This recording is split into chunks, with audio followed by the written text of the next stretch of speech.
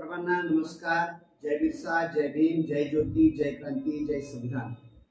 आज एका अत्यंत महत्त्वाच्या विषयासाठी हे जे आम्ही लाईव्ह एक व्हिडिओ बनवत आहोत तो विषय खरं तर आमचे मित्र बिरसा क्रांती दलाचे जिल्हा संघटक ॲडव्होकेट पवन वाडिवे यांनी या विषयासंदर्भात आज मांडणी करण्यासाठी विनंती केली आणि समाजाची सध्याची गरज लक्षात घेता केवळ महाराष्ट्रामध्ये नव्हे तर देशभरामध्ये ज्या विषयांवर चर्चा होतात, वादविवाद होतात आणि कुठेतरी सत्य दडपलं जातं, सत्य बाहेर यायला पाहिजे, ते सत्य बाहेर आणण्याच्या दृष्टीने हा आमचा प्रयत्न आहे. महात्मा ज्योतिबा फुले आणि सावित्रीबाई फुले यांनी खऱ्या अर्थानं या महाराष्ट्रालाच नव्हे तर या भारताला खऱ्या अर्थानं अज्ञानाच्या अंधकारातून दूर करण्यासाठी जो काही प्रयत्न केला त्या प्रयत्नासाठी त्यांनी शिक्षण हा पहिला मार्ग निवडला. आणि शिक्षणातून काय साध्य झालं पाहिजे तर सावित्रीबाई फुलेंनी स्वतः सांगून ठेवलं की शिक्षण साध्य झालं हे तेव्हा म्हणता येईल जेव्हा तुम्हाला सत्य काय आणि असत्य काय, चूक काय आणि बरोबर काय या दोघातला फरक ओळखता येईल. परंतु आज आंबेडकरी चळवळीतल्या अनेक लोकांपुढे प्रश्न पडतो वारंवार की जे काही सत्य डॉक्टर बाबासाहेब आंबेडकरांचा जो संघर्ष आहे, इतिहास आहे, भारतीय संविधान निर्मितीची जी काही प्रक्रिया आहे आणि या प्रक्रियेमध्ये त्यांचे अनेक लढे, अनेक संघर्ष सुद्धा आहेत आणि मग त्यामध्ये बाबासाहेब आंबेडकरांच्या इतिहासाबद्दल अनेक लोक आपापल्या पद्धतीने ते मांडतात, लिहितात आणि मग आपल्या समाजामध्ये खोटा इतिहास पसरवण्याचा सुद्धा प्रयत्न करतात. त्याच्यापैकीच एक अत्यंत महत्त्वाचा विषय म्हणजे पुणे करार आणि संविधान निर्मितीच्या प्रक्रियेमध्ये डॉक्टर बाबासाहेब आंबेडकरांना करावा लागणारा संघर्ष या दोन बाबींवर आज आम्ही प्रकर्षाने माझं मी मत व्यक्त करण्याचा प्रयत्न करत आहे. तर सर्वप्रथम आपण या गोष्टीचा विचार जेव्हा करतो की पुणे करार खरं तर 24 सप्टेंबर आताच ती तारीख गेलेली आहे, 24 सप्टेंबर 1932ला पुणे करार झालेला होता आणि त्याला गांधी आणि आंबेडकरांमध्ये झालेला करार सुद्धा म्हणतात. पण त्या करारामध्ये गांधींची सही नव्हती, डॉक्टर बाबासाहेब आंबेडकरांची सही होती आणि दुसऱ्या बाजूला हिंदूंच्या प्रतिनिधींमध्ये जे मदन मोहन मालवीय आहेत त्यांची सुद्धा त्याच्यावरती सही होती. आणि मग या पुणे कराराची जी काही पार्श्वभूमी आहे याच्यामध्ये सर्वप्रथम अनेक गैरसमज पसरवले गेलेले आहेत की पुणे करार बनण्यामागे जी काही पार्श्वभूमी आहे ती काय आहे. बरेच वक्ते महाराष्ट्रातले स्वतःला तज्ज्ञ विचारवंत समजणारे वक्ते सुद्धा अलीकडे फिरतात आणि बाबासाहेबांनी जी स्वतंत्र मतदारसंघांची भूमिका होती किंवा सेपरेट सेटलमेंट होतं, दुहेरी मताचा अधिकार होता, ही बाबासाहेबांनी मागणी केलीच नाही असे अनेक लोक दादांत खोटं पसरवण्याचा सुद्धा प्रयत्न करत आहेत. ते सगळं काही सत्य मांडून खोडण्याचा हा एक प्रयत्न आहे. कारण आम्ही महात्मा ज्योतिबा फुले आणि सावित्रीबाई फुले यांच्या सत्यशोधक चळवळीचे पाईक आहोत, त्यांचे वैचारिक वारसदार आहोत असे आम्ही मानतो आणि म्हणून सत्य समाजापुढे आणणं हे माझं आद्य कर्तव्य आहे.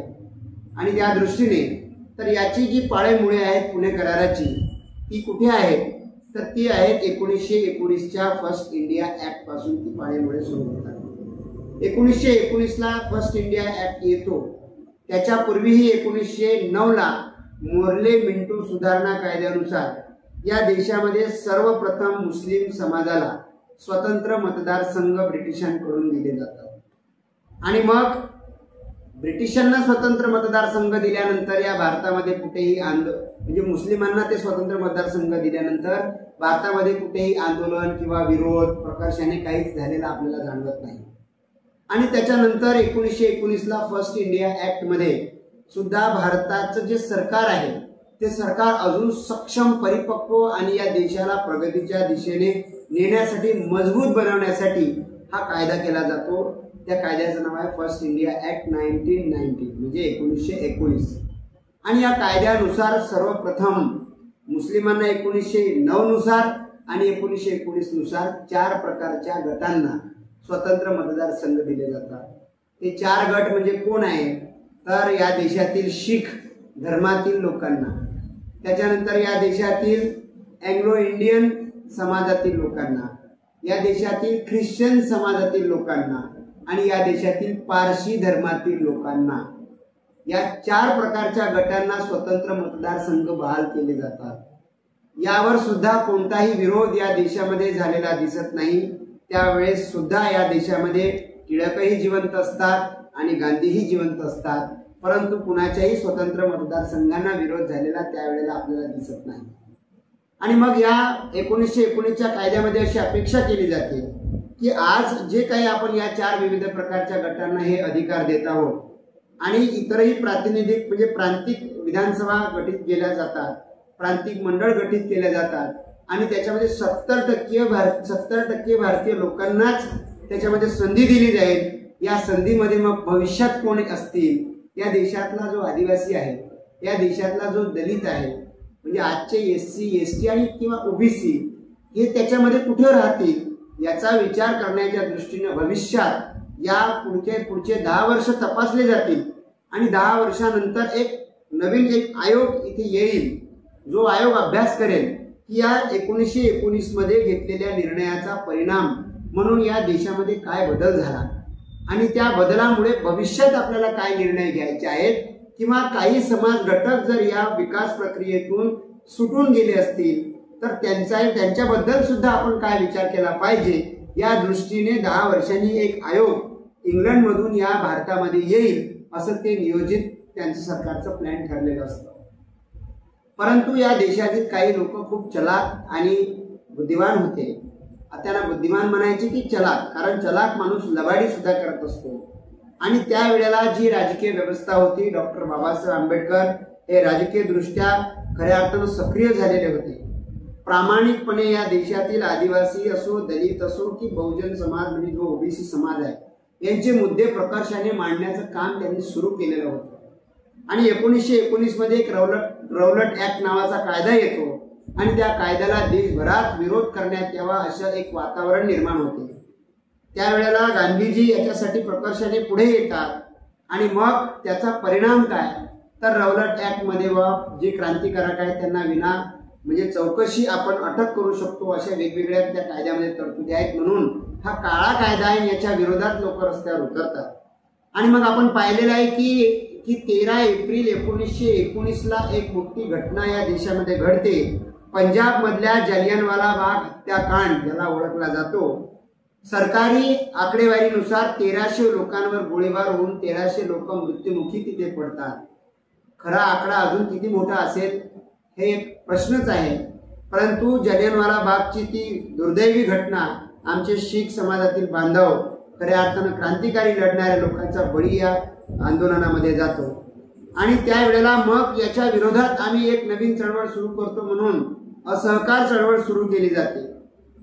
आणि त्याच वेळेला खिलाफत चळवळ सुरू केली जाते। मुस्लिमांची खलिफा, या खलिफाच्या संदर्भात जी चळवळ होती तर खिलाफत चळवळ सुरू केली जाते।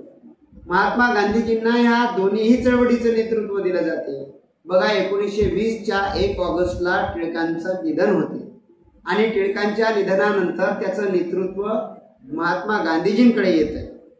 आणि त्याच वेळेला भारतामध्ये एक नवीन वैचारिक वादळ सुद्धा निर्माण झालेलं असतं, ते म्हणजे डॉक्टर बाबासाहेब आंबेडकरांच्या रूपानं आणि छत्रपती शाहू महाराज या जगाचे जागतिक आरक्षणाचे जनक ज्यांना आपण ओळखतो, राजासारखा माणूस आणि माणसातला राजा अशी ओळख असलेल्या छत्रपती शाहू महाराजांतर्फे कोल्हापूरच्या माणगाव येथे परिषद घेतली जाते आणि त्या परिषदेमध्ये छत्रपती शाहू महाराज सांगतात की या देशातल्या अस्पृश्यांना, या देशातल्या बहुजनांना खऱ्या अर्थाने आता त्यांचा नेता मिळालेला आहे। आता कुणाच्याही मागे चमचेगिरी करत, म्हणजे आजच्या भाषेत चमचागिरी ज्याला म्हणू शकतो आपण, तर आता कुणाच्याही मागे तुम्हाला पळण्याची गरज नाही। तुमच्यासाठी प्रामाणिकपणे काम करणारा प्रामाणिक लोकप्रतिनिधी किंवा प्रामाणिक प्रतिनिधी तुम्हाला मिळालेला आहे आणि तुम्ही त्याच्या पाठीशी ठामपणे उभे राहा अशी भूमिका छत्रपती शाहू महाराज मांडतात। आणि म्हणून एकाच वेळेला 1920 पासून गांधी युग आणि तेव्हापासूनच खऱ्या अर्थानं शाहू महाराजांच्या आव्हानानंतर आंबेडकर युग आमच्यासाठी, या देशातल्या बहुजनांसाठी सुरू झालेला असतो। आणि मग 1920 पासूनचा तो प्रवास सुरू होतो। महात्मा गांधीजींकडे असहकार चळवळीचं नेतृत्व येते आणि महात्मा गांधीजी त्यांच्या त्या असहकार चळवळीतले 5 महत्त्वाचे कार्यक्रम जाहीर करतात। त्या 5 कार्यक्रमांपैकी एक कार्यक्रम ते अस्पृश्यता निर्मूलन या नावाखाली सुरू करतात आणि म्हणून लाखो रुपयांचा फंड गोळा करण्यासाठी म्हणजे अस्पृश्यता निवारण फंड किंवा हरिजन फंड असं जे काही त्यावेळेला असते तर ते अस्पृश्यता निवारणाच्या दृष्टीने एक फंड गोळा केला जातो। खरं तर ते 1919ला ब्रिटिश सरकारने जे जाहीर केलेलं आहे की इथून 10 वर्षानंतर एक इंग्लंडमधून आयोग येईल आणि ते उर्वरित जे घटक आहेत जे सुटून गेलेले आहेत, कारण 1909ला मुस्लिमांना स्वतंत्र मतदारसंघ मिळून गेलेला आहे, 1919ला ख्रिश्चन, पारशी, अँग्लो इंडियन आणि या देशातले शीख या सर्वांना सुद्धा स्वतंत्र मतदारसंघ मिळून गेलेले आहेत। मग राहिलेला शोषित, वंचित, पीडित समाज नेमका या देशातला कोणता आहे तर तो या देशातला आदिवासी आहे, तो या देशातला दलित आहे आणि या देशातला शूद्रांमधला जो ओबीसी समाज आहे तो आहे। आणि मग भविष्यात यांच्यासाठी काय करता येईल असं हे प्लॅनिंग असू शकते आणि म्हणून त्याला नियोजनबद्ध रीतीने जर इंग्रजांना असं दाखवायचं असेल की या देशामध्ये आता उर्वरित जो घटक आहे तो काही आमच्यापेक्षा वेगळा नाही, जसे या देशातले हिंदू आहेत अगदी त्याचप्रमाणे इथले दलित असो, इथले आदिवासी असो, आम्ही त्यांना भेदाभेद करत नाही, आमच्यापासून ते काही वेगळे नाही असं दाखवण्यासाठी हा अस्पृश्यता निवारण फंडाचा उपयोग केला जातो। जागोजागी पंक्त्या बसवल्या जातात आणि जेवणाच्या पंक्त्या बसवल्यानंतर असं त्याचे फोटोग्राफी, त्याचे सगळे पुरावे गोळा करून ठेवले जातात की जेणेकरून तो आयोग ज्या वेळेला येईल तेव्हा सांगता येईल की इथे अस्पृश्यांनी जर उद्या मागणी केली किंवा आदिवासींनी जर उद्या मागणी केली की आम्हाला स्वतंत्र काहीतरी अधिकार हवेत तर त्यावेळेला यांना दाखवता आली पाहिजे की हे बघा इथे यांच्यासोबत काही वेगळा भेदभाव केला जात नाही, आम्ही सगळे गुन्ह्या गोविंदांना सोबतच नांदतो आणि त्याचे पुरावे म्हणून हे सोबत जेवायला बसणारे जे पंक्तीचे फोटो आहेत ते पुरावे हे दाखवणं सोपं होईल। खरं तर सोबत जेवायला बसणं म्हणजे काही अस्पृश्यता निर्मूलन होत नाही।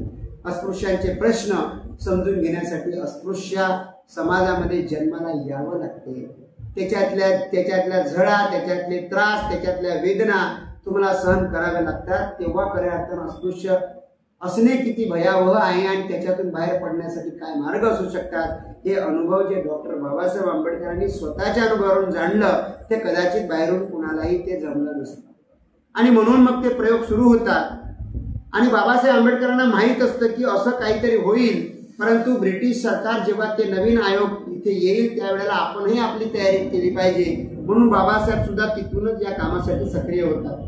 आणि म्हणून या देशातला जो अस्पृश्य समाज आहे, दलित समाज आहे, एसटी एससी ओबीसीचा जो समाज आहे याला जागरूक करण्यासाठी यांचा वर्षानुवर्ष हजारो वर्ष जो आवाज दाबण्यात आलेला आहे, मनुवाद्यांकडून या देशातल्या ब्राह्मणवाद्यांकडून यांचा जो आवाज दाबण्यात आलाय तो आवाज खुला झाला पाहिजे म्हणून मूकनायकाच्या माध्यमातून ज्याला वर्गणी सुद्धा छत्रपती शाहू महाराजांनी दिली होती अशा मूकनायकातून या मूकांचा नायक जन्माला येतो। ही मुक्या लोकांकडून बोलण्यासाठी एक मुकांचा नायक पुढे येतो, मूकनायक पाक्षिक निघत असते। मग जनता असो, समता असो, प्रबुद्ध भारत असो असा एक तो टप्पा आहे, वेगवेगळे वृत्तपत्र आहे, वर्तमानपत्र आहेत, पाक्षिक आहेत आणि साप्ताहिक आहेत, याच्या माध्यमातून समाजामध्ये जागरूकता आणण्याचं काम बाबासाहेब आंबेडकर पुढे करताना दिसतात। आणि मग 1920 नंतर 1922ला हे असहकार चळवळ थांबते। चौरी चौरा येथे जी काही घटना घडते हिंसक घटना आणि गांधीजी म्हणतात की नाही आता हे आंदोलन पुढे चालवलं जाऊ शकत नाही कारण याच्यामध्ये आम्ही अहिंसेचं जे काही व्रत घेतलं होतं ते मोडलं गेलेलं आहे। आणि मग 22 नंतर त्या प्रकरणामुळे काँग्रेसमध्ये फूट पडते आणि काँग्रेसमधून काही नेते बाहेर पडतात जसे की चित्तरंजन दास आहेत, मोतीलाल नेहरू आहेत आणि ते स्वराज पार्टीची स्थापना 1924ला करतात। आणि त्याच वेळेला 1924ला गांधीजी काँग्रेसचं एकमेव अध्यक्षपद भूषवतात, ते आधीही कधी झाले नाही अध्यक्ष काँग्रेसच्या अधिवेशनाचे आणि नंतरही नाही। 1924ला बेळगाव अधिवेशनामध्ये ते अध्यक्ष होतात आणि या 1924 मध्ये डॉक्टर बाबासाहेब आंबेडकरांच्या डोक्यात एक कल्पना येते की आमच्या देशामध्ये आमचं जे काही संरक्षण आहे याच्यासाठी कुठेतरी आपलं एक मिलिटंट फोर्स सुद्धा असलं पाहिजे की जे उद्या जाऊन कोणावर जर अन्याय अत्याचार झाला तर सरकार वेळेवर उपयोगात पडते नाही पडत, परंतु एक मिलिटंट फोर्स वैचारिक दृष्ट्या अधिष्ठान असलेली असे फोर्स असली पाहिजे म्हणून समता सैनिक दलाची स्थापना केली जाते। आणि या समता सैनिक दलाचा जर तुम्ही पोशाख बघितला तर आपण पाहू शकतो त्याची एक निळी टोपी आहे, त्याचा व्हाईट शर्ट आहे, खाकी पॅन्ट आहे आणि हे सगळं चित्र जेव्हा आपल्याला लक्षात येते की किती नियोजनबद्ध रीतीने ते प्रयत्न करतात आणि दुसऱ्या वर्षी त्यांची कॉपी कुठेतरी केल्यासारखी आपल्याला जाणवते. आता ते त्यांची कॉपी केली की त्यांच्या डोक्यातून स्वतःहून आली, परंतु 1925ला लगेच स्वयंसेवक जे राष्ट्रीय स्वयंसेवक संघाची स्थापना 1925ला केली जाते. आजची परिस्थिती काय आहे? 1924ला स्थापन झालेली समता सैनिक दल हे 2024 आहे. आज 100 वर्ष पूर्ण झालेली आहेत. परंतु या 100 वर्षाच्या या प्रवासामध्ये आज समता सैनिक दल आपल्या आंबेडकरी समुदायाचा किंवा आंबेडकरी चळवळीचं जे खऱ्या अर्थानं एक ताकद असायला पाहिजे होती, आज त्याच्यामध्ये अनेक तुकडे पडलेले आहेत. आपण समता सैनिक दल पूर्ण एकत्र संघटित करू शकलेलं नाही आहे.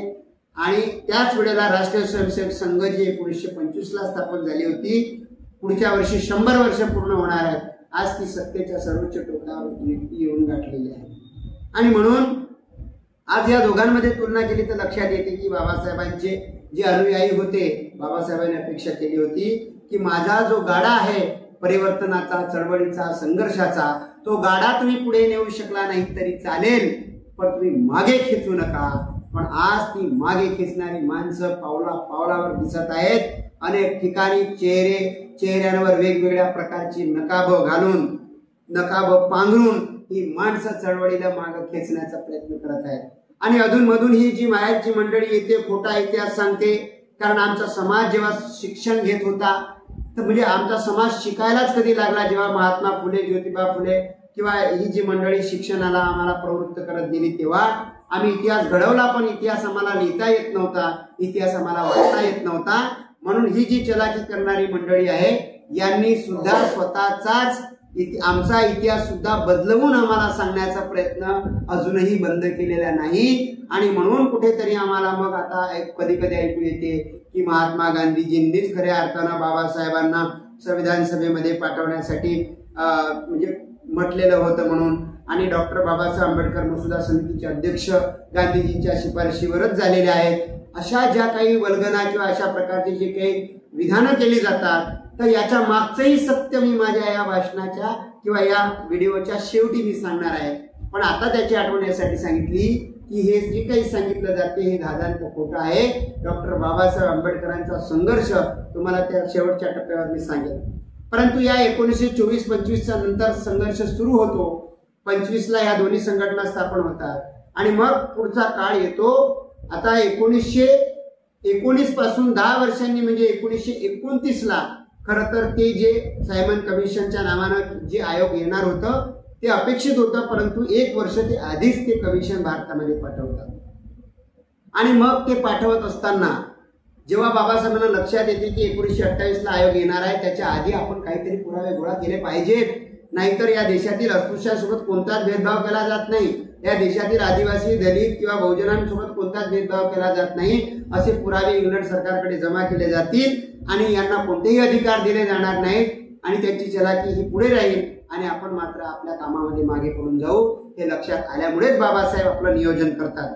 आणि त्यांचं पहिलं नियोजन आहे की 1927 साली या महाराष्ट्रातल्या रायगड जिल्ह्यातल्या महाड येथे चौदार तळ्याच्या सत्याग्रहाची आखणी केली जाते. आणि चौदार तळ्याचा सत्याग्रह, आपण केवळ चौदार तळ्याच्या सत्याग्रहात बाबासाहेबांनी आम्हाला पाणी पाजलं, आम्हाला त्यांनी तलावाचं पाणी पिण्यासाठी मोकळं केलं, केवळ या एका वाक्यापुरतं त्या चळवळीकडे पाहतो. परंतु आंबेडकरी चळवळीतील सर्व एसटी, एससी, ओबीसी, मायनॉरिटी आणि जो समाज बाबासाहेबांना मानतो अशा सवर्ण समाजातील लोकांना सुद्धा माझं या निमित्ताने सांगणं आहे की चौदार तळ्याचा सत्याग्रह हा केवळ पाणी पिण्याच्या अधिकारासाठी लढलेला सत्याग्रह नव्हता, तर पुढे जे काही आपल्याला हक्क आणि अधिकार मिळणार आहेत ते हक्क अधिकार मिळवून देण्यासाठी केलेल्या नियोजनबद्ध त्या कार्यक्रमाचा तो एक भाग होता. आणि म्हणून 1927 साली डॉक्टर बाबासाहेब आंबेडकरांनी चौदार तळ्याचा सत्याग्रहाचे नियोजन केलं. इतकं शिस्तबद्ध पद्धतीने ते नियोजन केलं. बाबासाहेबांना माहित होतं की यामध्ये काय काय अडचणी येणार आहेत आणि म्हणून त्यांनी महाराष्ट्रातल्या कानाकोपऱ्यामध्ये प्रत्येक गावामध्ये त्यांनी निरोप पाठवला की तुम्हाला तुमच्या प्रत्येक गावातून 5 रुपये वर्गणी गोळा करायची आहे आणि या ठिकाणी चौदार तळ्याचा सत्याग्रह जिथे होणार आहे त्या ठिकाणी ते 5-5 रुपये वर्गणीसाठी आले पाहिजे. पण त्या 5 रुपयाच्या वर्गणीतून तुम्हाला जेवण मिळणार नाही, तुम्हाला नाश्ता मिळणार नाही. नाही तर आजकाल आमची माणसं नाश्ता आहे का जेवण आहे का हे चौकशी केल्याशिवाय कार्यक्रमाला जात नाही. परंतु त्यावेळीची माणसं पहा ना, आजची माणसं आपल्याला तुलनात्मक अभ्यास करावा लागेल की बाबासाहेब 5-5 रुपयाची वर्गणी गोळा करतात त्या आंदोलनाच्या निमित्तासाठी, पण ते म्हणतात की याच्याने तुम्हाला जेवण मिळणार नाही, तुम्हाला 15 दिवस लागो 20 दिवस लागो, तुम्ही कसे येणार ते तुम्ही ठरवायचं आहे. तुम्हाला त्यावेळेला घोडागाडीने यायचा आहे, बैलबंडीने यायचा आहे की पायी यायचा आहे. येताना तुम्हाला 20 दिवस लागले, जाताना तुम्हाला 20 दिवस लागले, तरी येताना जाताना त्या 40 दिवसांचं तुमच्या जेवणाची व्यवस्था तुम्हाला स्वतः करायची आहे. मग पाठीवर तुम्हाला भाकरीचे गाठोडे घ्यायचे की पिठाचे गाठोडे घ्यायचे आहे, रस्त्यानं जाता जाता कुठे चुली मांडायच्या, कुठं जेवण करायचं आहे, जाता जाता कोणाचे पायाचे सालपटं निघणार आहेत, कोणाचे पाय सुजून जाणार आहेत, कोणी थकून जाणार आहे, की कोणी रस्त्यानं जाता जाता कोणी मरणार आहेत, वयोवृद्ध माणसं, याची कोणतीही आयडिया नसते. पण प्रत्येक माणसं जिद्दीनं प्रामाणिकपणानं नाही, आपल्याला डॉक्टर बाबासाहेब आंबेडकरांनी आपल्या हक्काने अधिकारासाठी त्या ठिकाणी बोलवलं आहे, म्हणून निष्ठेनं जिद्दीनं प्रामाणिकपणानं प्रत्येक माणसं गावागावातून त्या ठिकाणी जायला निघतात. आणि म्हणून जे मिळेल त्या साधनानं त्या ठिकाणी जातात आणि ते पोहोचतात.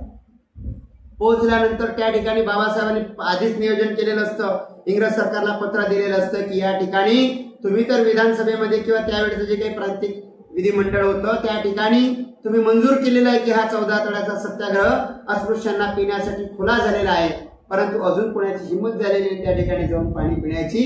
आणि म्हणून आम्ही तो प्रयोग आता करतो आहोत, पण आम्हाला भीती आहे की या देशातले सवर्ण समाजातली माणसं आम्हाला पाणी पिण्यास नकारतील. कारण कुत्र्या, मांजरा आणि डुकरांना ज्या ठिकाणी पाणी पिण्यास मनाई नव्हती, त्या ठिकाणी माणसाला माणूस न समजणारी आणि माणसाला जनावर सुद्धा न समजणारी व्यवस्थेतली माणसं या ठिकाणी जिवंत होती. आणि बाबासाहेब पत्र देतात इंग्रजांना की तुम्हाला काहीतरी व्यवस्था करावी लागेल. आणि म्हणून पूर्ण पोलीस बंदोबस्तासहित ब्रिटिश सरकारची जी माणसं आहेत त्या ठिकाणी उपस्थित असतात. आणि मग बाबासाहेब त्या ठिकाणी गावागावातून आलेल्या अनुयायांसह त्या ठिकाणी उभे राहतात आणि पुढच्या त्या इंग्रज सरकारला त्याच्या पदाधिकाऱ्यांना जे काही ते पोलीस मंडळी आहेत त्यांना सांगतात की बघा, लक्ष द्या, आता आम्ही पुढे काय करत आहोत.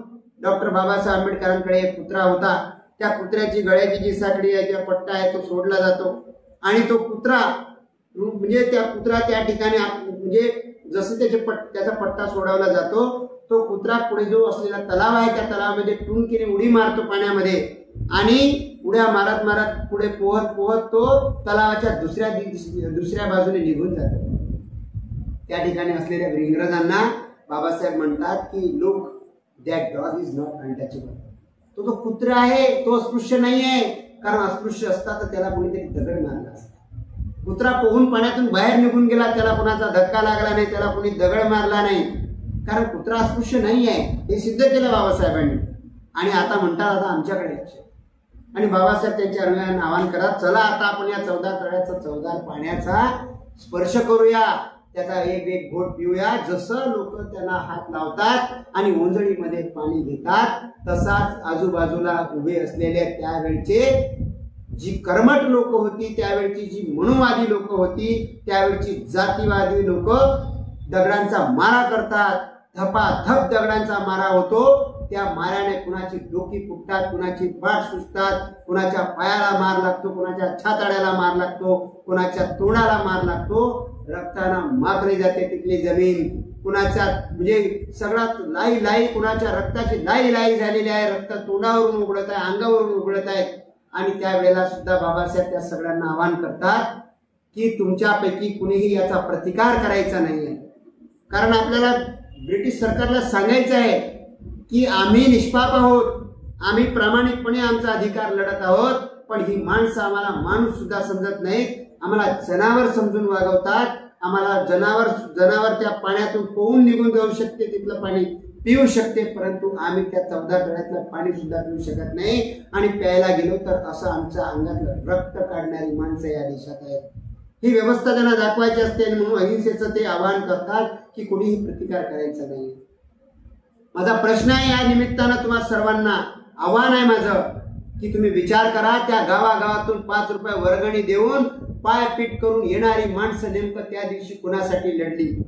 त्या ठिकाणी ज्यांनी आपल्या अंगावरचं रक्त सांडवलं, तो रक्ताचं ते बलिदान नेमकं कुणासाठी होतं.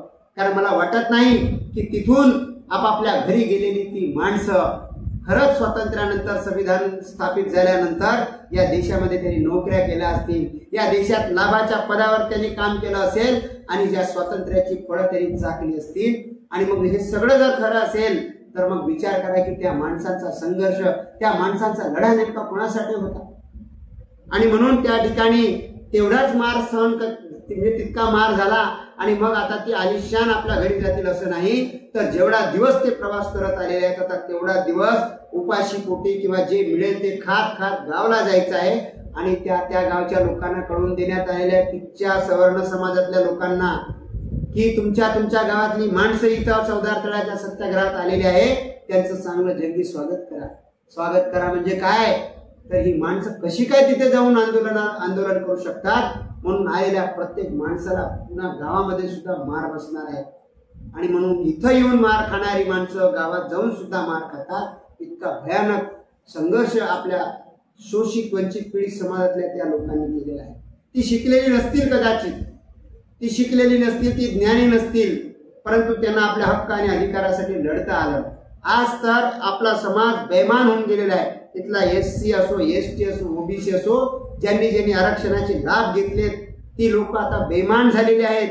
त्यांना असं वाटते की आम्ही मेहनत करतोय म्हणून आम्हाला मिळतंय. लक्षात घ्या, या देशात जर तुम्हाला संधीच मिळाली नसती तर त्या संधीच्या नावाखाली तुम्हाला कोणतीही नोकरी, कोणताही व्यवसाय, तुम्ही डॉक्टर, इंजिनियर, कलेक्टर, तुम्ही कोणत्याही पदावरती जाऊ शकले नसते.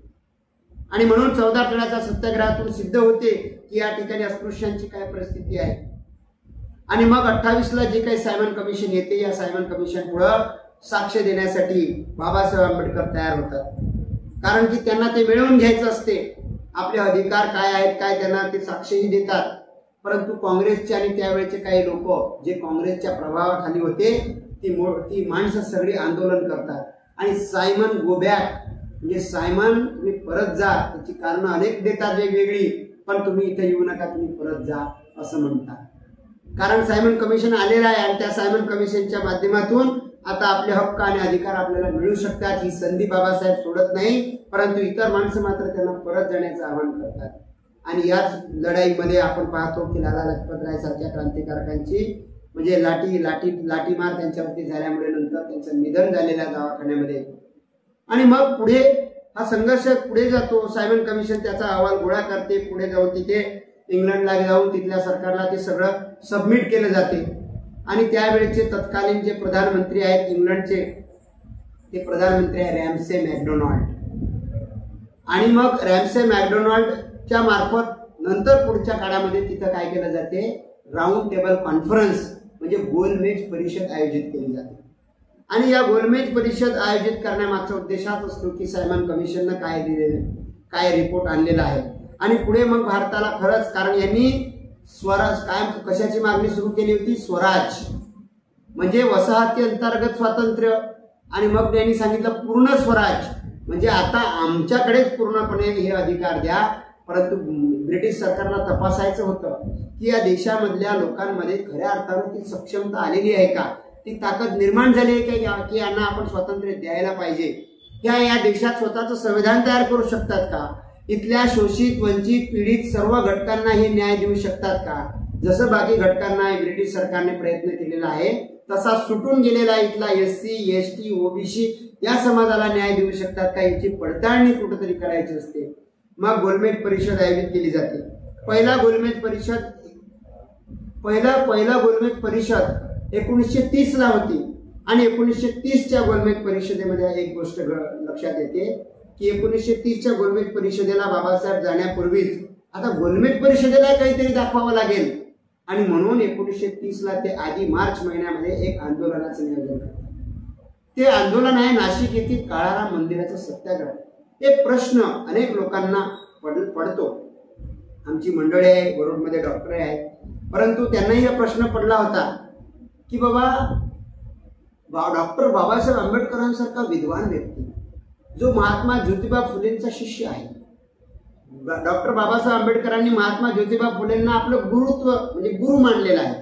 आणि मग ज्या गुरुनेच खऱ्या अर्थाने ईश्वराची कल्पना नकारलेली आहे, त्याला निर्मिक म्हणून निर्गुण निराकार स्वरूपात मांडलेला आहे, ज्यानं या मंदिरातलं कर्मकांड नकारलेलं आहे, ज्या महात्मा ज्योतिबा फुलेंनी पुरोहित असायलाच नको, म्हणजे ज्याला दलाल म्हणतो, ज्याला एजंट म्हणतो, दोन माणसांना जोडणारा तो असायलाच नको. आईचं आणि मुलाचं जसं नातं आहे तसं थेट ईश्वराचं आणि त्याच्या भक्ताचं नातं असावं असा सांगणाऱ्या व्यक्तीचा शिष्य अनुयायी म्हणजे डॉक्टर बाबासाहेब आंबेडकर मंदिरात कोणीतरी प्रवेश करावा, त्याच्यासाठी सत्याग्रह करावा हे विचार कसं काय आणू शकतात? कदाचित हा प्रश्न तुमच्यासारख्या अनेक लोकांमध्ये असू शकतो किंवा काही लोकांना त्याचं खरं उत्तर माहीत असेल, परंतु मी इथे त्याचं उत्तर स्पष्ट करणं महत्वाचं म्हणजे समजतो. ते या दृष्टीनं की काळाराम मंदिराचा जो काही सत्याग्रह झालेला आहे तो या देशातील दलितांनी अस्पृश्यांनी मंदिरामध्ये जाऊन भक्ती करावी आणि मग त्याला कुणातरी देवाने प्रसन्न होऊन त्याचे सर्व दुःख दूर करावे या अपेक्षेने काही डॉक्टर बाबासाहेब आंबेडकरांनी काळाराम मंदिराचा सत्याग्रह केलेला नाही. तर त्यामागे बाबासाहेबांना जे उद्दिष्ट प्राप्त करून घ्यायचं आहे ते असं आहे की काळाराम मंदिरमध्ये सत्याग्रह आपण करू, तिथे मंदिरात प्रवेशाच्या सत्याग्रहामध्ये ही गोष्ट निदर्शनात येईल, लक्षात येईल की आम्हाला इथं सुद्धा हिंदू लोक हिंदू समजत नाहीत. जसं पाणी पिताना ते आम्हाला जनावर सुद्धा समजत नाहीत, तसंच या ठिकाणच्या मंदिरामध्ये ते आम्हाला प्रवेश देणार नाही याची खात्री बाबासाहेबांना होती. आणि म्हणून काळाराम मंदिर सत्याग्रहाचं नियोजन केलं गेलं. आणि आपण तसं त्याचा इतिहास वाचलेला आहे की ज्या प्रकारे तिथे अस्पृश्यांना ती जी काही पालखी जी काही निघालेली होती काळाराम मंदिरातून त्याला हात लावू नये यांनी, म्हणून त्याचे वेगवेगळे 4 दरवाजे आहेत. एका वेगळ्या दरवाजातून त्यांनी त्या अस्पृश्य लोकांना बोलवलं आणि दुसऱ्या बाजूने इकडून ती जो पालखीची जी गाडी होती ती बाहेर काढलेली आहे. आणि जसं त्याला स्पर्श करण्याचा प्रयत्न त्यावेळेस अस्पृश्यांनी केलेला आहे त्या ठिकाणी गोफण्यांचा आणि दगडांचा मारा मोठ्या प्रमाणात झालेला आहे. आणि हा एक पुरावा अजून इंग्लंडकडे चालला जातो की नाही, भारतामध्ये अजूनही अस्पृश्यांना ते जरी म्हणत असले की ते हिंदूच आहेत परंतु त्यांना सुद्धा तिथे अधिकार मिळालेले नाही आहेत, त्यांना सुद्धा मंदिरात प्रवेश नाही आहे. म्हणजे ज्याचा अर्थ अस्पृश्यांना वेगळे काहीतरी अधिकार असण्याची आवश्यकता आहे. आणि अस्पृश्यच काय, मग या देशातील आदिवासी असतील, या देशातील जे ओबीसी आज आपण म्हणतो असा जो शूद्र बहुजन समाज आहे त्यालाही काहीतरी अधिकार देण्याची आवश्यकता आहे. कारण इथला सवर्ण समाज जो आहे तो त्याला आपल्या बरोबरीने मानत नाही. आणि म्हणून ही कुठंतरी स्पष्टीकरण त्या काळाराम मंदिराच्या सत्याग्रहात होतं. म्हणजेच काळाराम मंदिराचा सत्याग्रह हा आपल्या अस्पृश्य किंवा दलित समाजाने देवाकडे जावं आणि त्याचं जे काही दैव स्वीकारावं याच्यासाठी नव्हता, तर खऱ्या अर्थानं तो ब्रिटिश सरकारला समजावा की मंदिरात सुद्धा आम्हाला ते प्रवेश देऊ शकत नाही, कारण ते आम्हाला त्यांच्यापेक्षा वेगळं निकृष्ट दर्जाचं मानतात, ते आम्हाला माणूस समजत नाही. आणि जर असं असेल तर ब्रिटिश सरकारला विनंती आहे की त्यांनी आम्हाला स्वतंत्र अधिकार देऊन आम्हाला सक्षम करावा, आम्हाला मजबूत करावा. आणि म्हणून पहिल्याच गोलमेज परिषदेमध्ये डॉक्टर बाबासाहेब आंबेडकर जातात. परंतु काँग्रेसची आणि गांधीजींची त्यावेळची भूमिका काय असते, तर महात्मा गांधीजी त्यावेळेला पहिल्यांदा ठरवतात की आम्ही गोलमेज परिषदेत जाणार नाही. पण मात्र हिंदू महासभा असेल, मुस्लिम लीग असेल, या देशातले छोटे मोठे जे काही त्यावेळचे पक्ष असतील, संघटना असतील, याचे प्रतिनिधी मात्र गोलमेज परिषदेत जातात. डॉक्टर बाबासाहेब आंबेडकर सुद्धा उपस्थिती लावतात. डॉक्टर बाबासाहेब आंबेडकरांनी 3ही गोलमेज परिषदेला उपस्थिती लावलेली आहे, परंतु गांधीजींनी पहिल्या परिषदेला उपस्थिती लावली नाही. पहिल्या परिषदेत डॉक्टर बाबासाहेब आंबेडकरांचं जे भाषण आहे, रॅमसे मॅकडोनाल्डच्या अध्यक्षतेखाली जे गोलमेज परिषद राऊंड टेबल कॉन्फरन्स होते, ते भाषण इतकं गाजलं जाते की इंग्लंडच्या वेगवेगळ्या न्यूजपेपरला फ्रंट पेजवरती त्याचे हेडलाईन्स, त्याचे मतळे झळकतात आणि यांच्या पोटात भारतात दुखायला लागते. अक्षरशः ते वाचल्यानंतर इकडे यांना सांगितलं जाते की अरे बाबा तुम्ही गेले नाही, तिकडे पहा, डॉक्टर बाबासाहेब आंबेडकरांसारखा माणूस तिथे जाऊन त्याची भूमिका मांडत आहे, तुम्ही जर आता गेले नाही तर काही खरं नाही. आणि म्हणून त्याच्या दबावाखाली म्हणून बरोबर ही लोक दुसऱ्या गोलमेज परिषदेमध्ये जाण्याची तयारी करतात. आणि म्हणून गांधीजी दुसऱ्या गोलमेज परिषदेमध्ये उपस्थित राहिलेले आहेत.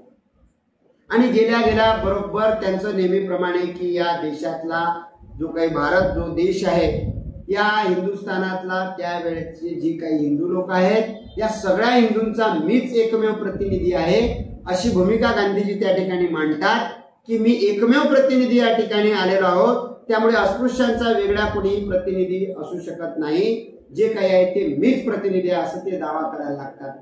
परंतु बाबासाहेब आंबेडकर इतक्या ताकदीने त्या ठिकाणी गेलेले असतात की तिथे गेल्यानंतर माझ्या मागे काय काय षडयंत्र होऊ शकते याची पूर्णतः त्यांना कल्पना होती आणि म्हणून ते वेगवेगळ्या ठिकाणी जे भारतामधील माणसं आहेत, अनेक संघटना संस्था काम करत होत्या, ज्या अस्पृश्यता निर्मूलनासाठी काम करत होत्या, त्या संस्था आणि संघटनांना ते निरोप देतात की तुम्ही तार पाठवा इथल्या ब्रिटिश सरकारला आणि सांगा की इथल्या अस्पृश्यांचा किंवा इथल्या आदिवासींचा प्रतिनिधी कोण आहे, तर मी आहे.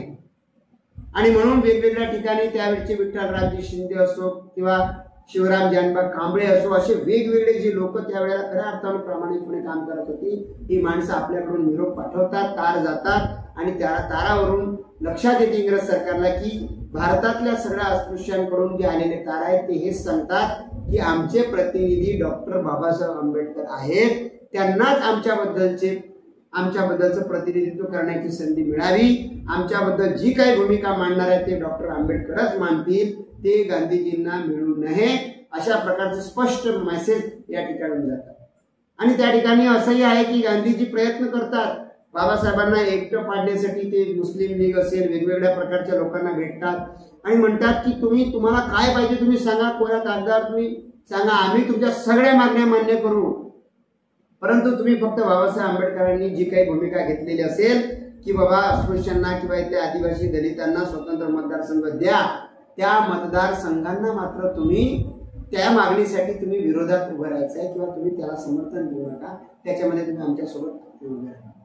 परंतु सुदैवानं त्यावेळची मुस्लिम लीग असो की इतरही ज्या काही संघटना होत्या ती लोक गांधीजींचं ऐकत नाहीत आणि बाबासाहेबांच्या कामामध्ये कोणताही अडथळा येत नाही. आणि मग त्या बैठकीमध्ये ठरून जाते 78 मतदारसंघ, स्वतंत्र मतदारसंघ आपल्याला बहाल केले जातात. आणि बहाल केल्यानंतर आता त्या मतदारसंघाची काय भूमिका होती, आता आमच्यातली अनेक विद्वान माणसं भाषण देतात, स्वतंत्र मतदारसंघ, पुणे करार, परंतु ते होतं काय याच्याबद्दल कोणीच विचार करत नाही. स्वतंत्र मतदारसंघ मिळतात, पण गांधीजी भारतात आल्याबरोबर प्रचंड नाराजी इथल्या त्यावेळच्या हिंदुत्ववादी नेत्यांकडून त्यांच्यावर दबाव आणला जातो. त्यांना सांगतात की तुम्ही काय केलं, तिथे इंग्लंडला गेले तुम्ही आणि त्या आंबेडकरांना स्वतंत्र मतदारसंघ मिळून गेले आहेत, तुमचा काय उपयोग तिथे जाऊन, जर एवढं सगळं होत असेल आणि आपल्या हक्काच्या काही जागा जर ते इथले दलित आदिवासी उद्या जाऊन घेऊन जाणार असेल आणि या दलित आदिवासींना आज अधिकार मिळाले आहेत तर उद्या तेच अधिकार कदाचित ओबीसींना मिळाले असते, ही भूमिका कुठेतरी त्यांच्या लक्षात येते. आणि म्हणून म्हणतात तुम्हाला आता काय करायचं तुम्ही करा, पण हे जे काही स्वतंत्र मतदारसंघ आहेत ना हे आता तुम्हाला फेल पाडायचे आहेत आणि ते कसं करायचं तुम्ही ठरवा. आणि गांधीजी लगेच भूमिका घेतात आणि गोलमेज परिषदा सगळ्या संपल्यानंतर सगळं बाबासाहेब परत भारतात आल्यानंतर हे 20 सप्टेंबर ते 24 सप्टेंबर असे 4 दिवसाचं उपोषण ठेवलं. आमरण उपोषण पुकारलं जाते. आमरण उपोषणाच्या वेळी प्रचंड दबाव डॉक्टर बाबासाहेब आंबेडकरांवर आणला जातो. डॉक्टर राजेंद्र प्रसाद काय किंवा पटेल काय किंवा त्यावेळचे जे दिग्गज नेते होते ते प्रत्येक माणसं बाबासाहेबांना भेटतात. कस्तुरबा गांधी सहित सगळी माणसं भेटतात आणि त्यांना विनंती करतात की तुम्ही मागे घेऊन तुमच्या ज्या मागण्या तुम्ही मिळवून आणलेल्या आहेत तुम्ही मागे घ्या आणि आमच्या जे उपोषणाला बसलेले गांधीजी त्यांचा तुम्ही जीव वाचवा. बाबासाहेब ऐकत नाहीत, कारण बाबासाहेबांना माहित आहे हजारो वर्षांपासून ज्या लोकांनी आम्हाला गाव कुसा बाहेर ठेवलं, ज्या माणसाने आम्हाला तलावाचं सार्वजनिक ठिकाणचं पाणी सुद्धा पिऊ दिलं नाही, ती माणसं अनेक वर्षापासून इथे शोषित राहिलीत, वंचित राहिलीत, पीडित राहिलीत. त्यांना कुठेतरी आता या माध्यमातून स्वतंत्र मतदारसंघाच्या माध्यमातून आता अधिकार मिळालेला आहे. ते अधिकार आपण कसे काय सहज कुणाला जाऊ द्यायचे, म्हणून बाबासाहेब आपल्या भूमिकेवर ठाम असतात. परंतु तो दबाव इतका वाढत जातो त्यांना जीवे मारण्याच्या धमक्या सुद्धा येतात, पण बाबासाहेब घाबरत नाही.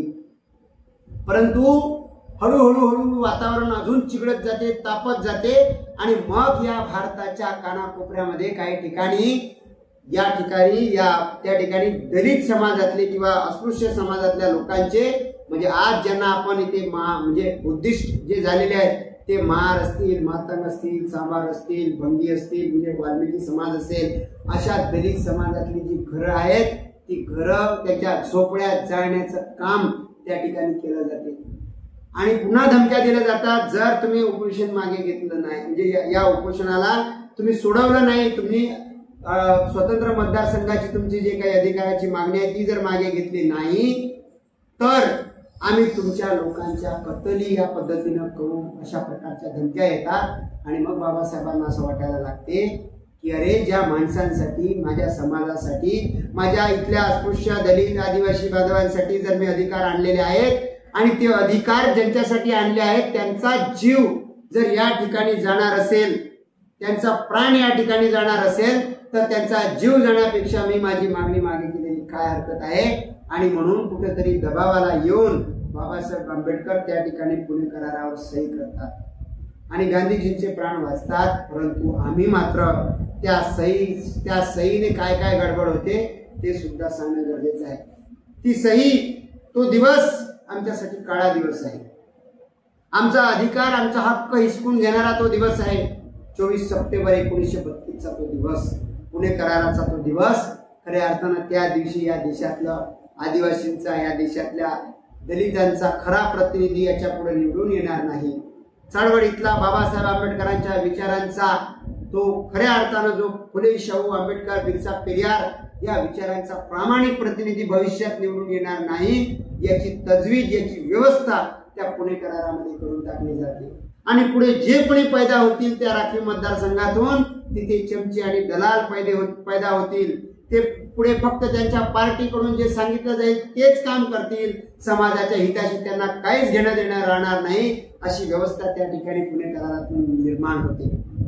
आणि हे प्रस्तावामध्ये की तुम्ही राखीव मतदारसंघ घ्या, तुम्ही 78 मागितले, आम्ही तुम्हाला 148 द्यायला तयार आहे, परंतु तुम्ही राखीव मतदारसंघ मागू नका, म्हणजे स्वतंत्र मतदारसंघ मागू नका, तुम्ही राखीव मतदारसंघ घ्या। मग का बरं त्यांनी इतका विरोध केला असेल स्वतंत्र मतदारसंघांना? माझा प्रश्न आहे, 1909 साली जेव्हा मुस्लिम समाजाला स्वतंत्र मतदारसंघ दिले, 1919ला शीख, ख्रिश्चन, पारशी आणि अँग्लो इंडियन समाजाला स्वतंत्र मतदारसंघ दिलेत। एवढ्या समाजाला दिलेत, ते चांगले दिलेत, आम्ही त्याचा विरोध करत नाही, परंतु त्यांचा विरोध न करणारी माणसं केवळ जेव्हा इथल्या दलित आदिवासींना स्वतंत्र मतदारसंघ बहाल केले जातात तेव्हाच का त्यांना अडचण निर्माण होते, हा पहिला प्रश्न आहे।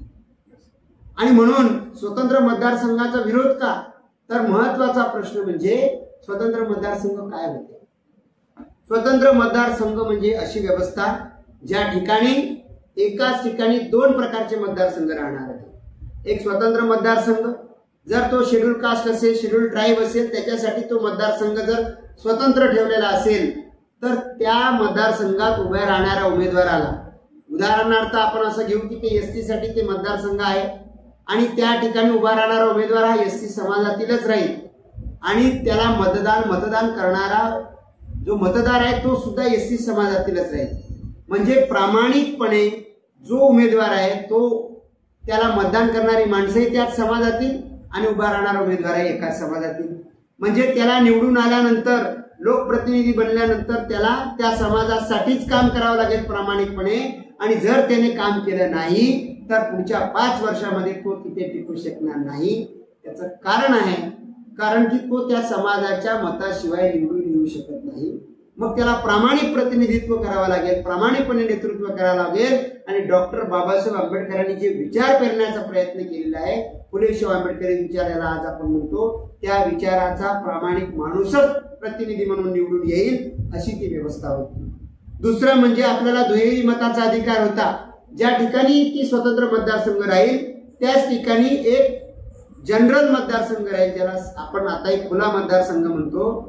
त्या मतदारसंघातला उमेदवार हा जनरल राहील, तो कोणत्याही समाजातला, कोणत्याही कॅटेगरीतला असू शकतो, तो जनरल राहील। त्याला मतदान देताना मात्र सगळ्या समाजाची लोक मतदान करू शकतील। म्हणजे स्वतंत्र मतदारसंघात करणारे जे मतदार आहेत ते त्यांना दुहेरी मताचा अधिकार मिळेल, एक स्वतंत्र आपला प्रतिनिधी निवडताना आणि दुसरा जो जनरल मतदारसंघामध्ये उभा आहे त्याचा प्रतिनिधी निवडताना सुद्धा। आणि याचा परिणाम काय होईल की जर स्वतंत्र मतदारसंघातील एसटी समाजातील किंवा एसटी समाजातील जर प्रामाणिक प्रतिनिधी निवडून आणला आणि ते जे मतदार आहेत ते प्रामाणिकपणे जनरल मतदारसंघात सुद्धा त्याच प्रतिनिधीला मदत करतील किंवा मतदान करतील, जो प्रतिनिधी आपल्या विचाराचा आहे, प्रामाणिक आहे, तो फुले शाहू आंबेडकरी विचाराचा आहे, तो इथल्या शोषित वंचित पीडित समाजाला समतेच्या न्यायाने बघणारा आहे, यांना त्यांचे हक्क अधिकार प्रदान करणार आहे, अशाच व्यक्तीला निवडून देतील. आणि म्हणून उद्याची म्हणजे कालची जी मनुवादी माणसं होती, जी जातीवादी माणसं होती, ती निवडून येणार नाहीत. जे आमचे जे अमरावतीचे जे भारताचे पहिले कृषी मंत्री आहेत डॉक्टर पंजाबरावजी देशमुख यांच्यासारखे खरे प्रामाणिक माणसं, त्यांना काँग्रेसकडे जाण्याची गरजच पडली नसती, अशी व्यवस्था म्हणजे स्वतंत्र मतदारसंघ आहे. कारण की SC STतून जी प्रामाणिक माणसं निवडून आली असती, त्या माणसाने सुद्धा जनरल मधून अशा माणसाला मदत केली असती जे प्रामाणिक आहेत, जे खऱ्या अर्थानं या ठिकाणी समता प्रस्थापित करण्यासाठी काम करतील. म्हणून उदाहरणार्थ म्हणून डॉक्टर पंजाबरावजी देशमुख सारखे माणसं इकडे तिकडे न जाता ते स्वतंत्र मतदार जनरल मधून सुद्धा निवडून आले असते, अशी व्यवस्था आहे. आणि तिसरा जो मुद्दा होता सेपरेट सेटलमेंट. सेपरेट सेटलमेंट म्हणजे काय मुद्दा? आपल्याला असं वाटतं की सेपरेट सेटलमेंट शक्य आहे का? भारत पाकिस्तानची जेव्हा फाळणी झाली तेव्हा भारतातली माणसं ज्यांना पाकिस्तानमध्ये जायचं होतं ती पाकिस्तानला गेली, पाकिस्तानच्या ज्या लोकांना भारतात यायचं होती भारतात आली. पण त्यांची जी फाळणी झाली मग ती कशी फाळणी केली गेली, त्यांची व्यवस्था काय केली गेली? तर ते सेटलमेंट म्हणजे काय? तर समजा या ठिकाणी आता आमचे मित्र समजून घ्या आपण की ॲडव्होकेट पवन वाडिवे आहेत आणि त्यांना जर आपण इथून एका तालुक्यातून दुसऱ्या तालुक्यात जर सेटलमेंट करायचं असेल असं गृहीत धरलं की त्यांना वरुडमधून आपल्याला मोर्शीला सेटल करायचं आहे, तर वरुडमध्ये त्यांचं गाव, त्यांचं जे गाव आहे समजून घ्या, त्यांचं जगाबगिरी गाव आहे, त्या गावामध्ये त्यांचं 2000 जे काही असेल स्क्वेअर फूट मध्ये जागा आहे, तर त्या जागेचा पूर्ण अंदाज काढला जाईल, त्यांच्या घराचा अंदाज काढला जाईल आणि टोटल एस्टिमेट काढून इतके लाख रुपये यांना द्यावे लागतील. म्हणजे ते मोर्शीला जरी त्यांना आपण सेटल केलं तर त्यांना तिथे तेवढीच जागा आणि त्या पैशामध्ये त्यांना एवढीच संपत्ती उभी करता आली पाहिजे घराची, अशी व्यवस्था केली जाईल. आणि जर इथे त्यांची 10-12 एकर जमीन असेल तर एवढीच जमीन त्या ठिकाणी त्यांना उपलब्ध केली जाईल. काही जण म्हणतील तर तिथून तिथल्या जमिनी कशा काय मिळतील?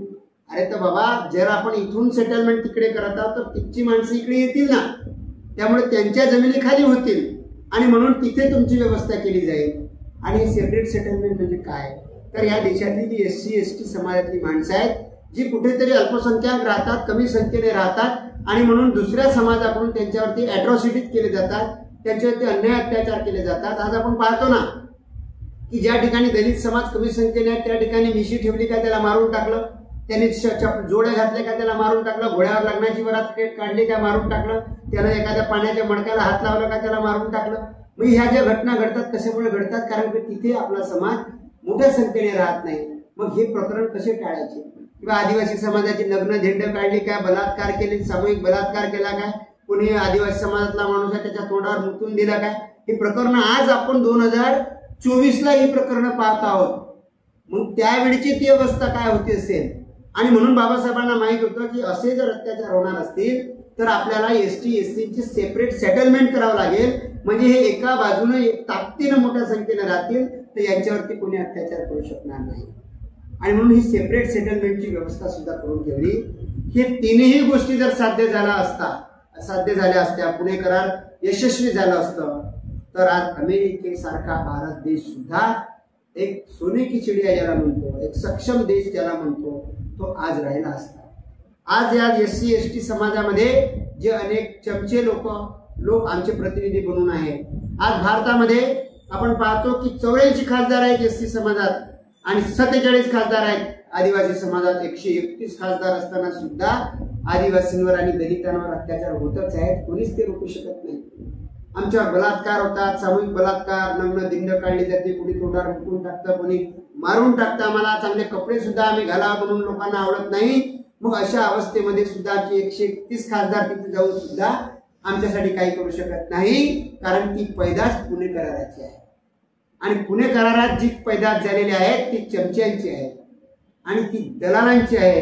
ती चमचेगिरी आणि दलाली केवळ पार्टींची करतात आणि अशा चमचेगिरी करणारी माणसं खरं प्रतिनिधित्व समाजाचं करू शकत नाही, समाजाचं ते भलं करू शकत नाही. ही बाबासाहेबांना जाणीव होती आणि म्हणून बाबासाहेबांनी स्वतंत्र मतदारसंघाची भूमिका घेतली होती. बाबासाहेबांनी, मग काही लोक असे म्हणतात की पुणे करार बाबासाहेबांनी इच्छेनं सही केली, मग कशाला तुम्ही त्याला वाईट साईट म्हणता वगैरे वगैरे. काही तर आमच्यातलीच माणसं सुद्धा त्या पुणे कराराला अधिकार दिवस म्हणून साजरी करायला चालले जातात. म्हणजे दुर्दैवानं हे अशा गोष्टी घडतात. पण लक्षात घ्या की बाबासाहेबांनी नंतर त्याच्यावरती चिंता व्यक्त केली आहे. त्यांनी जो काही निर्णय घेतला पुणे करार त्याच्यावरती त्यांनी पश्चाताप केलेला आहे. आणि बाबासाहेब म्हणतात कि मैंने लंदन से रस भरे बड़े आम लाए थे, मैंने लंदन से रस भरे आम लाए थे, लेकिन गांधी जी ने उसमें का जो जूस है वो चूस लिया और उसके छिलके हमारे मुंह पे फेंक मारे, गुटलियां फेंक दिए, उसमें का पूरा जूस उन्होंने चूस लिया. या पद्धतीने जर वर्णन करत असतील पुणे कराराच्या नंतर बाबासाहेब म्हणजे बाबासाहेबांना किती वेदना झाल्या असतील. याच्यावरून सुद्धा आपण समजू शकतो की या देशातल्या SC STचं काय नुकसान झालंय. आणि ओबीसींना माझं आव्हान आहे की SC STला जर हे स्वतंत्र मतदारसंघ मिळाले असते आणि संविधानानंतर हीच व्यवस्था आरक्षण ओबीसीला मिळाल्यानंतर अशीच व्यवस्था ओबीसीसाठी राहिली असती तर ओबीसी SC ST हे सारख्या प्रमाणात पुढे जाऊन या देशाचे हुकमरान या देशाचे शासनकर्ते झाले असते. आणि बाबासाहेबांची अपेक्षा व्यक्त केली होती की उठा बहुजनांनो जागे व्हा आणि घराघराच्या भिंतीवरती जाऊन लिहून ठेवा की तुम्हाला या देशातील शासनकर्ते जमात व्हायची आहे. आणि म्हणून जर पुणे करार झाला नसता तर बाबासाहेब आंबेडकर 1952च्या आणि 1954च्या निवडणुकीमध्ये पराभूत झाले नसते. 1952च्या निवडणुकीमध्ये ते बोरकर आपला कजरोडकर म्हणून त्यांचे PA असलेले उमेदवार जे मुंबईच्या निवडणुकीमध्ये त्या ठिकाणी त्यांना पराभूत करतात. म्हणजे बाबासाहेबांना त्यांच्या निवडणुकीत एक PA असलेला त्यांचा माणूस पराभव करतो बाबासाहेबांचा. या देशातली लोकशाहीचा आपल्याला म्हणजे प्रश्नच पडतो की डॉक्टर बाबासाहेब आंबेडकरांसारखा प्रामाणिक माणूस का निवडून येऊ शकला नाही त्या निवडणुकीमध्ये. कारण तिथे राखीव मतदारसंघ होते, तिथे स्वतंत्र मतदारसंघ नव्हते. स्वतंत्र मतदारसंघ जर असते तर बाबासाहेब आंबेडकरांचा समाज हा प्रामाणिकपणे त्यांच्यासोबत गेला. पण उर्वरित लोकांनी मात्र मतदान करताना बाबासाहेबांना केलेलं नाही आहे, ते त्या कजरोडकरला केलेलं आहे. म्हणून कजरोडकर निवडून येतात. 1954ला भंडाऱ्यामध्ये सुद्धा पोटनिवडणूक होते आणि त्या पोटनिवडणूकमध्ये डॉक्टर बाबासाहेब आंबेडकर उभे राहतात. आणि काय दुर्दैव आहे बघा की त्या ठिकाणी एक बोरकर नावाचा व्यक्ती तो तिथून निवडून येतो, परंतु बाबासाहेब निवडून येत नाही. कारण की स्वतंत्र मतदारसंघाची जी भूमिका आहे ती राहत नाही. राखीव मतदारसंघामध्ये आजची व्यवस्था काय आहे की तुम्ही कोणत्याही पार्टीची माणसं उभे करा. समजा ST साठी एखादा मतदारसंघ राखीव आहे, पुरा आदिवासी समाज जरी एका बाजूनं ते एखाद्या प्रतिनिधीकडे गेला तरी उर्वरित समाज दुसऱ्या बाजूनं त्या विशिष्ट पार्टीकडे जातो आणि दुसराच उमेदवार जो त्याच्या इशाऱ्यावर उठ म्हटला का उठतो, बस म्हटला की बसतो आणि ते म्हणतील ती भूमिका मांडतो, चूप राहायला सांगितलं तर चुपचाप राहतो. असा प्रतिनिधी आज निवडून जातो आणि त्याचाच परिणाम आहे. आणि मग आता माझ्या मुख्य मुद्द्यावर मी येतो की ही 52च्या आणि 54च्या निवडणुकीमध्ये काँग्रेस पक्षानं स्पष्टपणे आपल्याला दिसते की काय गडबड केलेली आहे की डॉक्टर बाबासाहेब आंबेडकरांना त्यांनी 52च्या निवडणुकीमध्ये मुंबईला पराभूत केलेला आहे आणि 54च्या पोटनिवडणुकीमध्ये पराभूत केलेला आहे. आणि ही माणसं किंवा त्याची वकिली करणारी काही विचारवंत माणसं जे फिरत राहतात या देशामध्ये राज्यामध्ये अनेक ठिकाणी, ती माणसं काय मांडतात? ती माणसं मांडतात की काँग्रेसनेच किंवा गांधी आणि काँग्रेसनेच तर मिळून डॉक्टर बाबासाहेब आंबेडकरांना संविधान सभेत पाठवलं, त्यांना मसुदा समितीचं अध्यक्ष बनवलं. माझा प्रश्न आहे की जर तुम्हाला बाबासाहेब आंबेडकर इतके विद्वान वाटत होते, बाबासाहेब आंबेडकरांशिवाय या देशाचं संविधान निर्माण होऊ शकत नाही अशी जर तुमची भावना होती तर अशा निवडून आणलेल्या संविधान सभेत पाठवलेल्या माणसाला, ठीक आहे आम्ही हे मान्य आहे की तुम्ही काँग्रेसची जागा खाली करून तुम्ही त्यांना पाठवलेलं आहे, पण त्याच्या मागचं कारण आम्हाला समजून घ्यावं लागेल की नाही. मग तुम्ही जर इतक्या विद्वान माणसाला विद्वान समजून तुम्ही पाठवताय तर लगेच 50 नंतर 52 म्हणजे 2 वर्षाची गोष्ट आहे. संविधान बनल्यानंतर 2च वर्षानंतर तुमच्या पोटात असं काय दुखते की तुम्ही लगेच त्यांना पाडण्यासाठी दुसरा उमेदवार उभे करता. त्यांना तुम्ही लोकसभेत 2-2 वेळा प्रयत्न करून तुम्ही निवडून जाऊ देत नाही. याच्या मागे सरळ भूमिका आहे की या देशातल्या काँग्रेसला काय आणि आताच्या भाजपला काय. म्हणजे तेव्हा भाजप नव्हतं, तेव्हा जनसंघ होतं. तर या लोकांना बाबासाहेब आंबेडकर त्या लोकसभेत पाहिजेच नव्हते. सरदार वल्लभभाई पटेलांचं त्यावेळेचं स्टेटमेंट आहे. सरदार वल्लभभाई पटेल म्हणतात की डॉक्टर बाबासाहेब आंबेडकर जी व्यक्ती आहे ना, ती व्यक्ती आज संसदेतच काय, आम्ही त्यांना संसदेच्या दरवाजे खिडक्याच काय, आम्ही त्यांच्यासाठी तावदानं सुद्धा बंद केलेले आहेत. आम्ही त्यांना घुसू देणार नाही.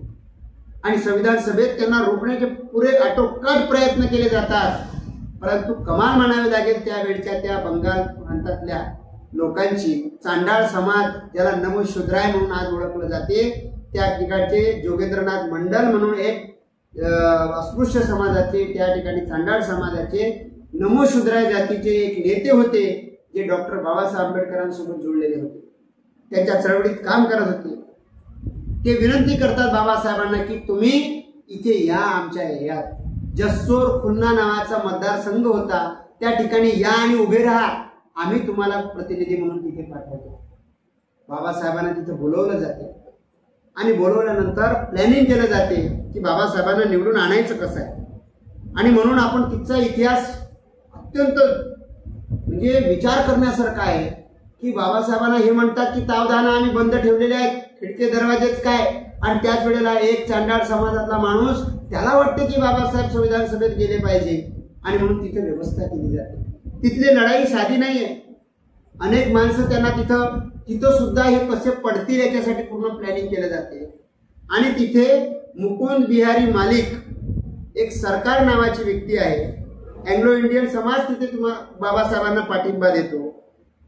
आणि गायनाथ विश्वास नावाचा एक व्यक्ती, प्रांतिक मंडळाचा एक सदस्य, कारण ती निवडणूक प्रत्यक्ष नव्हती, ती अप्रत्यक्ष होती, प्रांतिक विधिमंडळामध्ये निवडून आलेल्या लोकांकडून संविधान सभेचे सदस्य निवडून जाणार होते. आणि म्हणून ही जी मी नावं सांगितले, मुकुंद बिहारी मालिक, सरकार, अँग्लो इंडियन समाजातले जे प्रतिनिधी होते, आणि गायनाथ विश्वास यांना तर किडनॅप केलेलं होतं. पण जोगेंद्रनाथ मंडल तिकडचे प्रांतिकमध्ये ते मिनिस्टर होते, त्यांनी त्याची ताकद वापरून त्यांना सोडवलं सुद्धा. आणि विशेष म्हणजे काही माणसं जे अधूनमधून म्हणतात की या देशातल्या आदिवासींचं योगदान काय आहे संविधानामध्ये किंवा या प्रक्रियेमध्ये, या देशाच्या लढ्यामध्ये, तर आदिवासींच्या क्रांतिकारकांनी बिरसा मुंडा असो, टंटाबिल असो, राघोजी भांगरे असो, किंवा जे काही कोमराम भीमूपासून जे स्वातंत्र्य लढ्यातले सिद्धू कान्हू चांद भैरव आहे, यांचा स्वातंत्र्य लढ्यात तर संघर्ष आहेच. पण ज्या संविधानाच्या जीवावर आज आम्ही आमचे हक्क आणि अधिकार उपभोगत आहोत, त्या संविधान सभेतला जो मुख्य व्यक्ती आहे डॉक्टर बाबासाहेब आंबेडकर, त्या बाबासाहेब आंबेडकरांना संविधान सभेत पाठवण्यासाठी त्यावेळचे प्रांतिक विधिमंडळातले बंगाल प्रांतातले 2 प्रतिनिधी आमदार, म्हणजे आपण ज्याला म्हणू शकतो आताचे, ते 2 प्रतिनिधी आदिवासी समाजातले, एक नाव क्षेत्रपाल सिन्हा आणि एक नाव बिरसा सिन्हा, अशी 2 माणसं सुद्धा बाबासाहेबांना मतदान करतात. आणि बाबासाहेब त्यांच्याही मताच्या बळावर संविधान सभेत पोहोचतात. ही गोष्ट सुद्धा तीव्रतेने आपण समजून घेण्याची गरज आहे. आणि मग आपल्याला लक्षात येते की बाबासाहेब किती कष्टानं त्या ठिकाणी संविधान सभेत गेलेले आहेत. आणि गेल्यानंतर काय कमाल बघा की नियम ठरलेला आहे की भारताची फाळणी करताना एक नियम लावलेला होता की बंगाल प्रांत म्हणजे जो त्यावेळेचा जो पाकिस्तान बनत होता, तर जो मुस्लिम बहुल प्रदेश आहे तो पाकिस्तानमध्ये दिला जाईल आणि जो हिंदू बहुल प्रदेश आहे तो भारतामध्ये राहील. परंतु जसोर खुलना जो प्रांत आहे, जो प्रदेश होता, जसोर खुलना मतदारसंघामध्ये हा मुस्लिम बहुल नव्हता, हा हिंदू बहुल होता. असं असताना सुद्धा नेमका तोच मतदारसंघ यांनी पाकिस्तानमध्ये दिला. म्हणजेच आता डॉक्टर बाबासाहेब आंबेडकर जे कालपर्यंत भारतीय संविधान सभेचे सदस्य होते, ते या फाळणीच्या कटामुळे ते अचानकपणे ते पाकिस्तानच्या संविधान सभेचे सदस्य बनतात. बाबासाहेब चिंतेत पडतात. बाबासाहेबांना विचार पडतो, अरे बाबा, मी ज्या लोकांचं प्रतिनिधित्व करतोय, जिन लोगों की मैं नुमाइंदगी करता हूं, वो लोग भारत में रहेंगे और मैं पाकिस्तान की संविधान सभा में बैठ के क्या करूंगा. आणि म्हणून ते विचारात पडतात, काय करायचं त्यांना सुचत नाही. आणि मग ते तडक्यानं विचार करून ते मार्च महिन्यामध्ये ते निघून जातात. कुठे? इंग्लंडमध्ये. आणि इंग्लंडमध्ये गेल्यानंतर तत्कालीन जे त्या देशाचे प्रधानमंत्री आहेत विन्स्टन चर्चिल यांच्यासोबत चर्चा करतात, त्यांना कन्व्हिन्स करतात, त्यांची पूर्ण समजूत घालतात की बाबा, मी मोठ्या मुश्किलने, मोठ्या कठीण परिश्रमाने मी संविधान सभेत शिरलो आणि माझी किती गरज आहे त्या ठिकाणी. माझ्या समाजासाठी किंवा इथल्या अस्पृश्यांसाठी, इथल्या दलित आदिवासींसाठी, इथल्या शोषित वंचित पीडित लोकांच्या प्रतिनिधित्वासाठी मला संविधान सभेत असणं किती गरजेचं आहे. आम्ही तुम्हाला न्यायप्रिय समजतो आणि तुम्ही न्यायप्रिय आहात याच्याबद्दल आम्हाला खात्री आहे. परंतु असं असतानाही ज्या भागात मी निवडून आलो तो भाग पाकिस्तानात देऊन टाकलेला आहे. मला भारतात राहायचं आहे. ही भूमिका विन्स्टन चर्चिल जवळच नव्हे तर त्या ठिकाणी इंग्लंडच्या संसदेतल्या सदस्यांपर्यंत ते आपली भूमिका मांडतात. ब्रिटिश पार्लमेंट असेल किंवा तिथले मेंबर ऑफ पार्लमेंट असतील आणि विन्स्टन चर्चिल यांना आपली भूमिका समजून बाबासाहेब त्यांना पटवून देतात. आणि मग त्यांना लक्षात येते जुलैपर्यंत बाबासाहेब मार्च पासून जुलैपर्यंत इंग्लंडमध्ये थांबलेले आहेत, लक्षात घ्या. आणि मग तिथून निर्णय निघतो. ते लोक ब्रिटिश पार्लमेंटचे म्हणजे विन्स्टन चर्चिलचे प्रतिनिधी यांच्याशी चर्चा करतात, नेहरूंशी करतात, गांधींशी करतात आणि त्यांना सांगतात की लक्षात घ्या अजून स्वातंत्र्य मिळालेलं नाही आहे, फक्त फाळणीची प्रक्रिया सुरू आहे. तुम्हाला जर स्वातंत्र्य पाहिजे असेल तर तुम्हाला एक काम करावं लागेल की डॉक्टर B.R. आंबेडकरांना तुम्हाला संविधान सभेत कोणत्याही परिस्थितीत तुम्हाला पाठवावं लागेल. त्याच्यासाठी तुम्ही काय करतात ते तुम्ही करा, परंतु ती व्यक्ती जर संविधान सभेत जाणार नसेल तर हे स्वातंत्र्य आम्ही तुम्हाला देणार, त्याच्याशिवाय हे स्वातंत्र्य मिळणार नाही. आणि म्हणून ब्रिटिशांच्या दबावाखाली येऊन, कारण स्वातंत्र्य तर पाहिजे यांना, या अंतिम इंटरिम गव्हर्नमेंट आपण बनवून घेतलेलं आहे. आणि म्हणून मग कुठेतरी हे एक ब्राह्मण समाजातले जे एक प्रतिनिधी होते ज्याला बॅरिस्टर जयकर म्हणून ओळखतात, पुण्यातले आहेत ते, तर पुण्यातल्या बॅरिस्टर जयकरांना त्यांची जागा रिकामी करायला लावतात आणि त्या ठिकाणी पोटनिवडणूक घेऊन डॉक्टर बाबासाहेब आंबेडकरांना निवडून संविधान सभेमध्ये पाठवले जाते. आणि मग आणि संविधान सभेत तुम्ही त्यांना ड्राफ्टिंग कमिटीमध्ये घ्या, ही पूर्ण चर्चा विन्स्टन चर्चिलची यांच्यासोबत झालेली असते. आणि म्हणून खरं कारण हेच आहे की इंग्रज सरकारचं, विन्स्टन चर्चिल असतील, मेंबर ऑफ पार्लमेंट असतील, ब्रिटिश पार्लमेंट असेल, यांच्या दबावामुळे, यांच्या सांगण्यामुळे खऱ्या अर्थानं बाबासाहेब संविधान सभेत गेलेले आहेत. कुणातरी गांधीजींनी शिफारस केली म्हणून ते गेले. हा खोटा नाटा जो प्रचार आहे तो आता तरी तथाकथित विचारवंत लोकांनी थांबवावा. आणि त्यांच्यापेक्षाही माझं आव्हान आहे इथल्या आंबेडकरी चळवळीतील लोकांना, ते SCचे असो, STचे असो, OBCचे असो, मायनॉरिटीचे असो, की बाबासाहेब आंबेडकरांचा स्वभाव हा कृतज्ञ स्वभाव होता. त्यांनी त्यांच्यासाठी ज्या ज्या माणसांनी केलेला आहे त्या प्रत्येक माणसाचा त्यांनी आभार मानलेला आहे.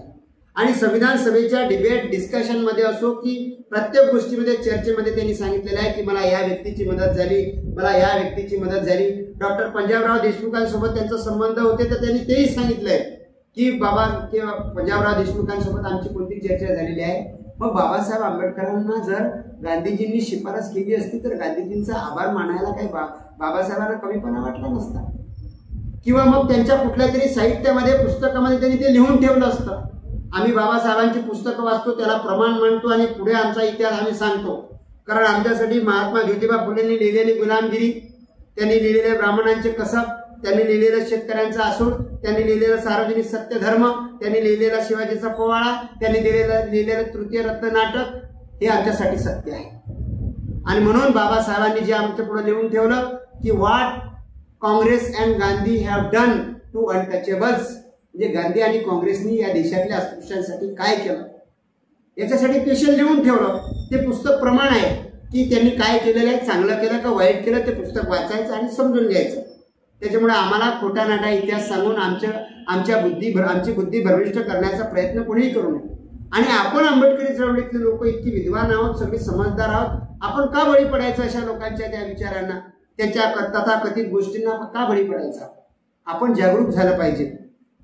आणि म्हणून बाबासाहेबांना जेव्हा जेव्हा वाटलं की पाकिस्तानबद्दल आपण आपलं मत व्यक्त केलं पाहिजे, त्यांनी थॉट्स ऑन पाकिस्तान लिहून ठेवलं. बाबासाहेबांना वाटलं जाती व्यवस्थेचं निर्मूलन झालं पाहिजे, त्याच्यासाठी काय असलं पाहिजे, तर त्यांनी ॲनहायलेशन ऑफ कास्ट म्हणजे जाती व्यवस्थेचे निर्मूलन हे पुस्तक त्यांनी लिहून ठेवलं.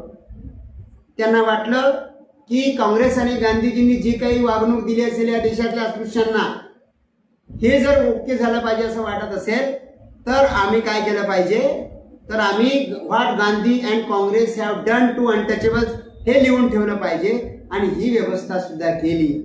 म्हणजेच आजचा जो आपला विषय होता की एक पुणे कराराचा इतिहास आणि त्याच्या अनुषंगाने बाबासाहेबांचा संघर्ष समजून घेणे। आणि दुसरी गोष्ट, जी माणसं अफवा पसरवत राहतात की बाबासाहेबांना खरं तर काँग्रेसने आणि गांधीनेच त्यांना पुढे पाठवलं, त्यांना संविधान सभेत पाठवलं, त्यांना मसुदा समितीचं अध्यक्षपद त्यांना दिलं, तर हा सगळा इतिहास खोटा आहे। आणि जर हे सगळं सत्य तुम्ही जाणून घेतलं तर येणाऱ्या काळामध्ये आपण भटकणार नाही। कारण आता तर विधानसभेच्या निवडणुका आहेत, आपल्याला जागरूक राहावं लागेल। ही माणसं कधी संविधानाचा धाक दाखवून आमच्याकडून आमची मतं ओरबाडून घेऊन जातात आणि मात्र मग पुणे त्याच गोटामध्ये सामील होतात। म्हणून आता आम्हाला सावधान व्हायचं आहे। आणि म्हणून आंबेडकरी समाजानेच नव्हे तर आंबेडकरी चळवळीतील एससी, एसटी, ओबीसी, मायनॉरिटी लोकांनी एकजूट होऊन जे फुले, शाहू, आंबेडकरी विचारांचे खरे पाईक आहेत, खरे वारसदार आहेत, त्याच लोकांना प्रतिनिधी म्हणून आपल्याला संधी द्यायची आहे।